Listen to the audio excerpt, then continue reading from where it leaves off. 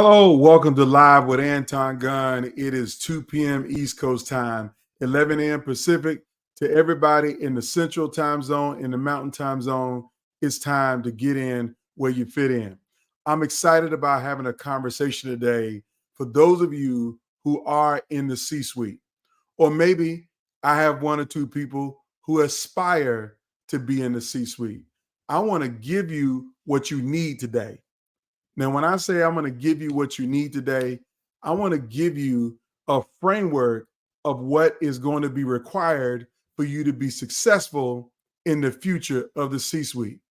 Now, when I say what's going to be required to be successful, I'm literally talking about the future. And when I mean the future, I want to really compartmentalize this to what happened to all of us in the year 2020. And that is the global pandemic of 2020. That could also be the reckoning of race in America with the death of George Floyd. Whatever you want to frame it up is, we had several things that happened in 2020. The pandemic, George Floyd, the great resignation, we had the great reflection, the great transition, whatever you want to call it. Our organizational cultures changed in 2020. Everything changed. The way you think about yourself, the way you think about your life, the way you think about your family, it all evolved in 2020. And let me give you some data points that back this up. Even in the C-suite, more than 79% of C-suite leaders were rethinking their commitment to their current job and thinking about doing something different. That they were going to leave their jobs. Like literally 79% of C-suite leaders consider leaving their job right now. So what am I saying to you? I'm saying that the way you used to lead, the way you operationalize that top-down framework, old school, data-driven, it's all about the metrics, it's all about the shareholders, it's all about what's good for business. That mentality in the C-suite will not last into the future. It won't last because that is not what employees want in a workplace, particularly employees who you want to stay loyal and stay committed to the mission, to the margin, to the goals, to the vision, whatever you want them to stay committed to. If you think you can operationalize it by just focusing on the data and doing the old school top-down leadership, you're missing the mark. You're going to be rudely awakened and sadly mistaken when your team, your organization, and everything about business starts to crumble around you. I don't care what your industry is. You can be in the most recession-proof industry. Those revenues might stay up, but you won't have the margins that you once had if you continue to lead like an old school leader, like the leader that our parents worked for, the leader who told you to do what I say and not what I do, not to question authority, not to ask questions, that I got your best interests at heart, so you should just do what I tell you to do. That doesn't work anymore. I don't know if it ever really worked, but we were raised in an era that we used to just suck it up and take whatever our boss gives us. But I'm telling you that if you want to be an effective C-suite leader today, you're going to have to become a new leader, because that is not going to work anymore. Now, let me ground why it's not going to work. Because in this post-pandemic world, survey after survey, research after research, every client that I work with and give a keynote to, their data says the same thing, is that employees want a leader that they connect with. They want a leader that they believe in, that they understand where you're coming from and what makes you tick. Now, when I say connect with, I'm honestly saying to you that as a leader, that people want to know your personal values, not the company values, but your personal values. What do you believe in? They also want to know your story. They want to know, what was it about your life that drove you into this path and this career choice that you made as a leader. They want to know, why are you choosing to lead at this time? And what is the value to me for staying in an organization of working for a leader like you? People want connection. The second thing people are wanting in this new world of work, and the reason why we need a new type of C-suite leader, is that people want leaders who know how to build trust. You got to know how to build trust. And let me be clear, you are not going to build trust if you think you can just tell people what to do and they're going to trust the authority. See, there's this thing called social media and this other thing called the internet, and even this third thing called misinformation, or what my baby sister's cousin Tracy uncle told me last year about him on his job, is that everybody else thinks that they know better than you. They already have all of the information. They already have all of the details about why a company does X, Y, and Z.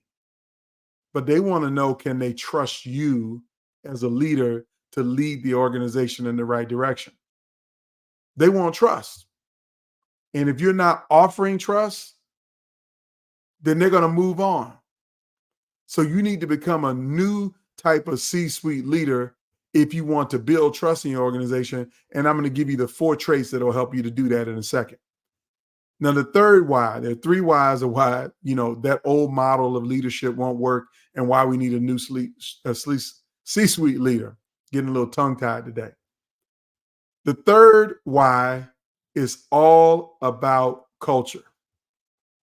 That you have to become a leader who knows how to build diverse, high-performing teams and a world-class workplace culture that people can easily identify, because you have become a leader that everybody will admire, and you've created a culture where nobody wants to quit because people got options. They don't have to stay in your organization at all. They don't have to continue to work for you for the next 25 years. For every person that you have in a job right now, there are 2 other jobs out there looking for them. And what determines whether they stay with you or go somewhere else is the kind of culture that you create for them, their coworkers, and your shareholders, stakeholders, vendors, partners, you name it. What kind of culture are you building? That's the why you need to become a new type of C-suite leader. So with the rest of this conversation, I want to unpack for you the 4 traits. 4, 1, 2, 3, 4. Not Brubman 4, but Anton's 4. The 4 traits that you need to embody if you want to be a new type of C-suite leader that finds success in the future. These are traits. Now, before I give you the traits, let me just give you this simple framework. You first got to believe in these traits before you can behavioralize them, because you got to believe that these things matter. If you don't believe things matter like this, then you won't behave like they matter. And if you won't behave like they matter, you won't act like they matter. And if you don't act like they matter, then you will end up with outputs, outcomes that don't matter. So beliefs drives behavior, behavior drives actions, actions determine outcomes. So I hope you believe in what I'm sharing. I hope that if you tune into this now, or if you tune into anything that I'm teaching, you know I believe this, that I live this with every fiber in my body, that this is a part of my belief system, and I'm trying to share my beliefs with you around how you can build a world-class culture. Now, I will tell you my beliefs are backed by science and data and research and study and analysis, and working with more than 400 different clients, as small as 25-person nonprofits and as large as organizations with a couple 100,000 employees worldwide. I've done them all, top to bottom, in and out, left and right. So my beliefs are driving the behaviors that I'm going to share. So let's jump right into it.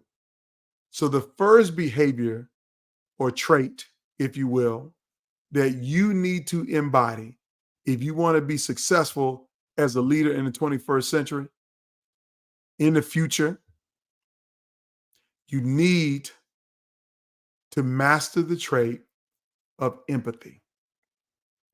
See, empathy is one of these words that we glaze over sometimes. I mean, we say it and think that everybody understands what it means to have empathy or to be empathetic. But I'm going to tell it to you in a way that I hope you will understand it, that I think will be relevant to you. You have to become an expert on people, their emotions, their experience, and the context of their lives. That if you really want to be empathetic as a leader, you have to understand people. This is not about understanding your product or understanding your services or understanding your mission statement. This is about understanding the human condition, that we all go through things in our lives. And I will tell you right now, the pandemic should have given all of us some empathy to understand what people might be going through when they were going to work every day before the pandemic. And then all of a sudden, they have to stay home because their kids are staying home. There's so many dynamics to the human condition that showed up for us during 2020. All of us should be a little bit more empathetic. But some of us struggle with empathy. We do. So the only way you're going to get better at embodying the trait of being empathetic is to really take some time and learn about people in general, and the people that you lead. Understand what struggles they might be having on an individual basis and tap into understanding those struggles as you communicate around what you need them to do, even though they might be struggling. You got to have some empathy for what your team might be going through. See, I just had a keynote engagement with a company recently, and I gave a great keynote around how to build a world-class culture. And lo and behold, at the end of the keynote, someone walks up to me in the back of the room and says, "You know, when you were talking about those negative things, you were talking about my boss. My boss has absolutely no empathy." See, it's important. It was important for this person to spend some time with their child. Their child is getting ready to go off to college. Their child plays a sport. That team was in the playoffs and was going to a championship game, and they really wanted the day off to go spend with their child. But their boss had absolutely no empathy about the circumstances that this might be the last time they see their child play this sport. Their child is performing at a very high level to be in a state championship game, and they're getting ready to go off to college. And so they may never have this chance again. And the leader refused to have any empathy about that circumstance. And that's a mundane circumstance. I'm not even talking about how I heard a story, and this is a really bad story. I'm going to just share it. That there was an employee on this team who was dying of cancer, was in the hospital with cancer, and was still having to log on to Teams meetings, but because the company was involved in a round-the-clock project. So they wouldn't even give this person peace in their last days because they got them working on a project. Can you imagine that? Could you imagine doing that to your team? Well, if you can, you lack empathy. And so the first trait that you need to embody as a new C-suite leader is understanding the experience and the circumstances of your entire organization. You got to have some empathy. Okay, the second trait. This is really a business trait that I'm going to give you next, but I want you to understand why it's important. The second trait to be a successful leader in this new future of leadership in the C-suite is agility. Now, when I say agility, I used to work with a leader who always used to say, effective teams need to be able to spin on a dime.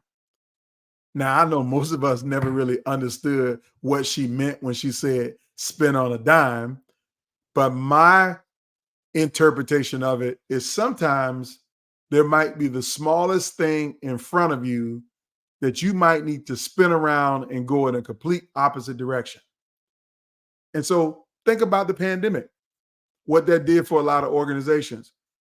Like a lot of healthcare organizations didn't believe in telemedicine, or at least they didn't try to operationalize telemedicine until the patients weren't able to come physically into an office because of the pandemic.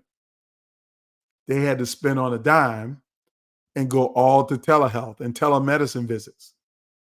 There's some industries who only sourced their supply chain from China. And then when the pandemic hit, they either needed to find a United States source, or maybe they need to spend on a dime and create the products that they needed themselves, retool their factories. I mean, how many companies changed their whole manufacturing operation to help us to lead during the pandemic? So I'm telling you, agility is a skill. You got to be nimble, a nimble mindset, a flexible mindset, an open mindset, an inclusive mindset are all aspects of having the trait of agility. So I want you to get real clear that if you want to be effective going forward and be a new type of C-suite leader, you have to be agile, mobile. You got to be flexible. So I hope that makes sense to you. That's the second trait, is agility. Then the third trait for you to be a successful leader in the future, a new type of C-suite leader, is you got to have the trait of creativity. Now, creativity is about using the time and the space in which you're in to innovate, to motivate, and to come up with a new way to solve old problems. There are lots of old problems that continue to fester in the organization, like employee engagement. The fact that so many people keep losing their top talent and they're struggling to figure out what to do. We pay them enough and they still leave. We give them time off and they still leave. You know, we gave him a promotion and he still left. Well, all of that is telling me you're not being creative in understanding what your people want and what they need and what you got to do to retain them. So I'm going to tell you right now, creativity in that space will look like, you know what? Maybe it ain't about the money. Maybe it's not about the time off. Maybe it ain't about the promotion. Maybe they're not having fun at work. And can we inject a little bit more fun into our workplace? Like bringing in Dougie Fresh to do your all-employee staff meeting. Now, some people might think I'm crazy, but I'm telling you right now, they don't call Dougie Fresh the greatest entertainer for nothing. I don't care if you don't like hip-hop. He will entertain your staff. And that investment that you make to bring in Dougie Fresh as a performer at your all-staff meeting might be the most creative thing that you do to transform your culture. It won't be cheap, but it will be worth it because it's going to say so much to your team that you're willing to come out of the box, come out of your comfort zone, come out of the same old to do something new and creative for your team. That is a trait that you got to embody and be creative about everything. Be creative. Here's the fourth trait. Last one, and I'm coming to an end very shortly, is that you have to embody the trait and the behavior of humility. Humility is acknowledging that you are not perfect, that you make mistakes, that you fail, that you drop the ball, that you're not the perfect person at home. See, sometimes in leadership, we think because we get to that level, we have to pretend in some kind of way that we're perfect and nothing ever goes wrong. You know, this week, I literally had a challenge that was personal to me or that was infecting me and my morale. And some people would say, Anton, we see you on social media. Everything looks great. You got it under control. You're a great leader. No, I had to publicly pray this week because I was facing some adversity, some trials, some tests, some tribulations, some things that weren't going my way, some corrections, some mistakes. And I had to say, Lord, I thank you for the trials. I thank you for the tribulations that I'm going through. I thank you for testing me, because without the test, there won't be a testimony. And I don't have the testimony yet, but I know it's coming. But right now, I thank you for the adversity that I'm facing. I share with people that I was having adversity. See, that's humility. Being able to be honest that you are not above pain, suffering, heartache, fear, anxiety, and that you also don't walk around with an arrogant spirit, thinking that you're better than the next person. Humble and humility, all of those things are connected. Not humidity, but humility. So that's the fourth trait. You really got to understand that everything is not perfect all the time. And when you share what's not perfect, be transparent, be heartfelt in it, be unequivocal in it, and share it when you're going through it in real time. Don't tell them, 5 years ago, I had a tough time. Don't nobody care about your tough time 5 years ago. They want to know what you're dealing with right now. You do all of that and you do it in a heartfelt way, it demonstrates humility. So those are the 4 traits to be successful as a new type of C-suite leader. Now, I want to give you 3 more things that I think are going to be critical for the future of leadership, and then I'm done here. 3 more things that I think are going to be critical for the future of leadership. And this is for leaders at all levels, but it better be for you in the C-suite. And that is, you need to have emotional intelligence.